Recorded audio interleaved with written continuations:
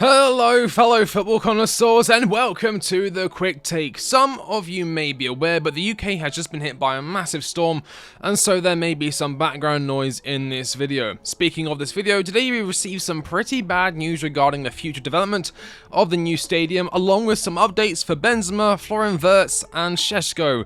Let's take a look. Before I continue, I would like to quickly remind you I am running a giveaway with OwnASaber.com, where at 15,000 subscribers you could be in with a chance at winning the King of London lightsaber, the perfect saber for every Chelsea fan. 3 participants will be chosen, and all you have to do to enter is subscribe to the channel and check the pinned comment down below for more information. And with that, on with the video. This coming in from Sam Wallace, writing for The Telegraph. Stamford Bridge is stuck in the past, but Chelsea need billions to move on. Problem of outdated stadium could come to define Todd Boehly's ownership, but club look further from solving it than they have ever done. Which is very annoying, of course. Some of you may be aware, but around 2018 we did have a new stadium design. Not rejected, but we were going to try and go through with it. It looked a bit like a cathedral. I think the nickname for it was the cathedral, and there's actually a little model on display for the Chelsea tour, and it didn't look too bad. It wasn't my favorite design, but yeah, unfortunately that wasn't able to go through, and since then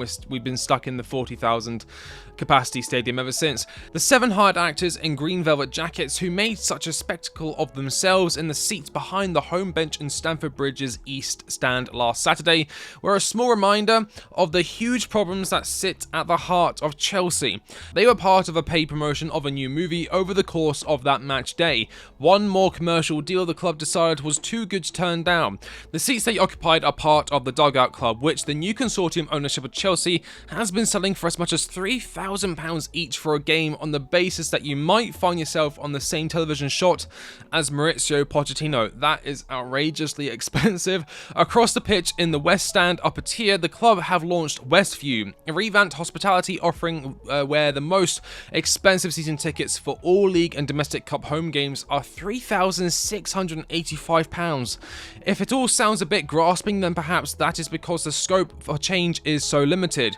When faced with the immense problem of Stamford Bridge's suitability for the modern era, trying to do anything to raise matchday income will always feel less than adequate. The Bedad Agbali Todd Boehly consortium faces problems aplenty on the pitch and 3 forthcoming games of huge significance. Middlesbrough in the Carabao Cup semi-final, second leg on Tuesday, Aston Villa in the FA Cup, and then Liverpool at Anfield in the Premier League on the last day of the month. Very, very important games. Nothing will feel stable until Pochettino's team looks consistently competitive, but not even a winning team can escape the shadow of a stadium the club grew out of years ago. The building of a new stadium on the same Stamford Bridge site, or a new one elsewhere, was the challenge not even Roman Abramovich's oligarch fortune could solve. More than 20 years since his acquisition of the club, the stadium conundrum has become ever more defining and ever more complex. Bedeviled by everything from local council planning, the dark heart of London grad Vladimir Putin's war in Ukraine, and the state of the Victorian catacombs in a neighbouring West Brompton cemetery. The tradition of private equity bros who like to believe the world is theirs to conquer, the owners of Chelsea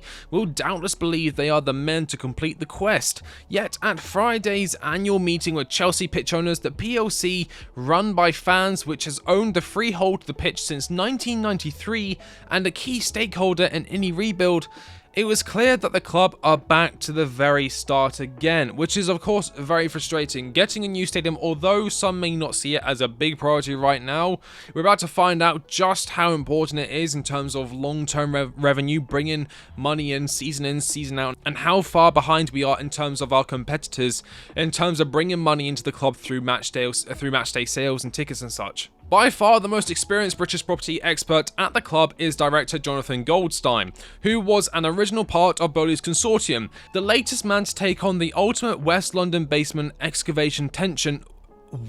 What a sentence, which is one way of describing Abramovich's mega project for a new stadium abandoned in 2018, is Jason Gannon, the new chief operating officer.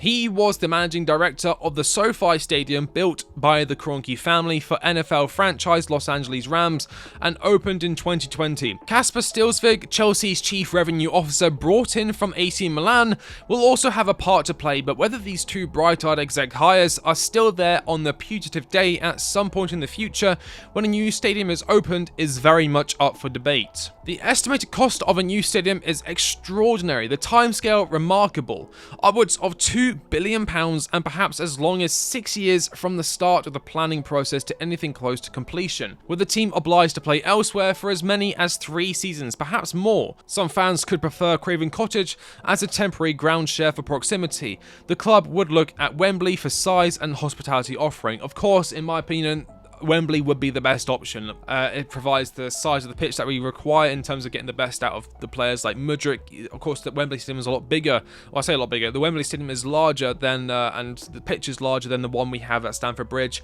It gives those players who utilise their pace more room to work. But with the fact that it suggests that this new stadium could cost upwards of £2 billion is insane to me. The new Santiago Bernabeu, Real Madrid's new stadium, which I actually quite like the look of, it only cost €1.4 billion, which is around, if I had to guess, £1.24 billion, £1.2 billion around that mark, so another 800 million. Of course, we are in London, and prices for developing any sort of property or any sort of building stadium in London is going to be sky high, especially in the area that we are in. We're in quite a rich area of London. In the meantime, what happens to the Chelsea fan base? CPO surveys have discovered Chelsea have the Premier League's oldest season ticket holder demographic, an average age of 58. By the time the club have a 60,000 capacity stadium, it would also be seeking to attract a new generation of match-going fans after years away from home. Now, this is where I think a lot of the long-term visions for the club have failed us in a sense of what we need to do for the short term. When you look at Manchester City and you look at a lot of their fans online and you look at the fans you see in and around the public nowadays, a lot of them are children because all they've seen is Man City winning Premier League titles, cup titles. They won a Champions League fairly recently. They've seen the success and they've jumped on, I don't want to call them bandwagoners, but they've seen the success of the club and they want to get involved and celebrate with other potential people who they could celebrate with, meaning other Man City fans. And so by us being not competitive in any sense in terms of the league, the Champions League, League Cups potentially could be out of the running for the FA Cup and the Carabao Cup, depends how our future goes.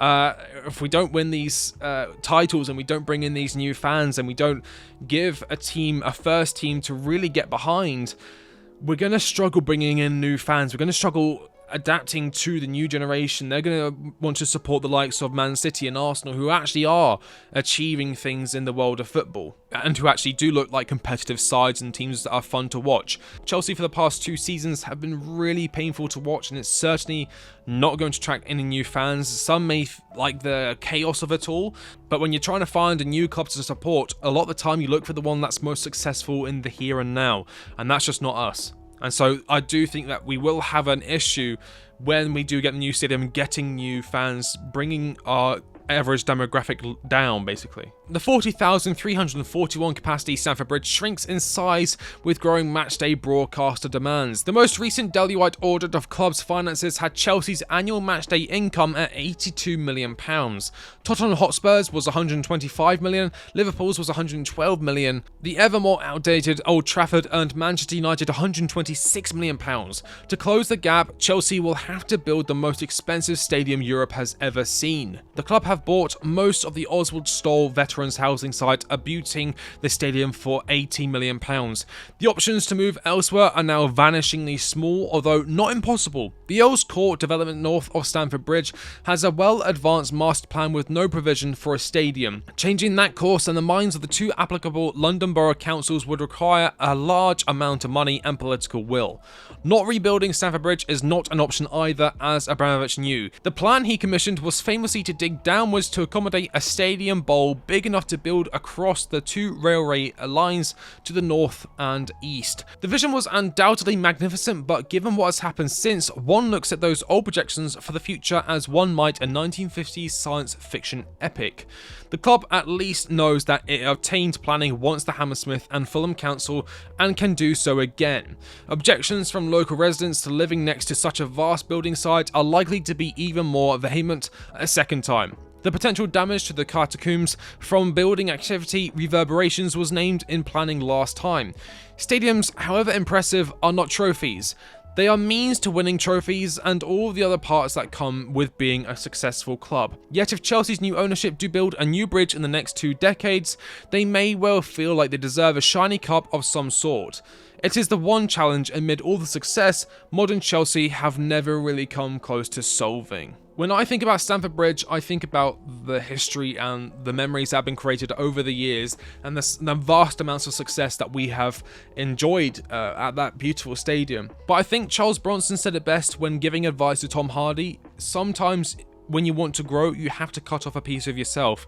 And I think that if we want to go onto that next step, onto that next level of becoming a Real Madrid, a Barcelona, a Bayern Munich, a Man City, a Manchester United level club, like, well, we are technically on that level, but if you want to talk about in terms of the vastness of the stadium and the richness that comes with it, I think we may have to leave Stamford Bridge. I know Earls Court has been talked about a lot, and I'm not too sure whether or not that is still a feasible option, but if it is, and that is the only way that we can get a 65,000-70,000 seater stadium, then I'm okay with moving from Stamford Bridge to the Earls Court Stadium, whatever it will be called. It's a difficult subject, and I'd love to hear some of your thoughts in the comment section down below regarding our future with Stamford Bridge. Should we stay or should we leave? That is what I want to know. Moving on to news regarding Karim Benzema. The situation remains very tense between Benzema and Al Ittihad. It's going to be one to watch, and as far as I'm aware, Fabrizio Romano himself confirmed that Arsenal are not in the race, or at least there's been no noise regarding Karim Benzema to Arsenal, which does mean that Chelsea, I think, if we do want to pursue a deal, it'll be very difficult for us to lose out on that in terms of dealing with Premier League opposition for the French striker. We also have some other news regarding a player I'm a big fan of and who I have discussed at length on the channel beforehand. Bayer Leverkusen has set a minimum asking price of 130 million euros for 20-year-old attacking midfielder Florian Wirtz.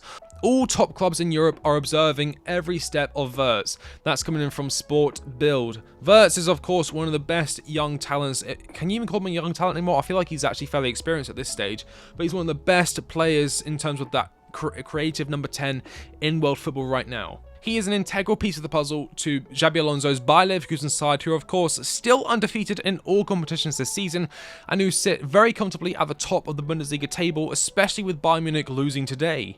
It'll be very interesting to see where he ends up in the future.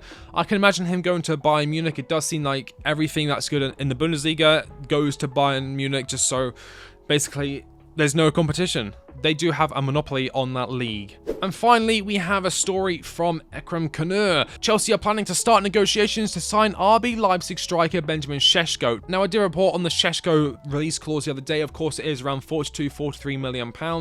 And a lot of you were getting quite angry with me because I don't stop talking about Sesko and you find it very jarring. It's just a striker that I like to talk about. I quite enjoy his overall play. I think he's a very talented player and the sky is the limit for him. He's a big target for Chelsea, especially for the striker department, and my job here is to give you the news regarding Chelsea's striker aspirations, and Sesko is one of them. I have also spoken about Osimhen, I've also spoken about Gyökeres, I've spoken about Jimenez, and I've spoken about Benzema. Now, whether the source can be believed is another question. I'm seeing some people say that he's unreliable. I'm also seeing that he's followed by some other reliable sources like David Ornstein. So maybe we should take this news with a pinch of salt. Thank you all so much for watching. This video has probably been my longest news video. The article itself took up a lot of time, a lot of audacious vocabulary that took a while to grasp. I do have a little bit of a stammer when talking for long periods of times, and so yeah, that held me up. But thank you all so much for watching. Let me know in the comment section down below your thoughts on Stamford Bridge, Karim Benzema, Florian Wirtz, 130 million, overpriced or fairly priced for a player of his magnitude, and Benjamin Sesko links once again popping up. Would you take him at Chelsea, yes or no, for £43 million? That is the question for today's video. I've been The Quick Take, and I'll catch you on the next one. See you later.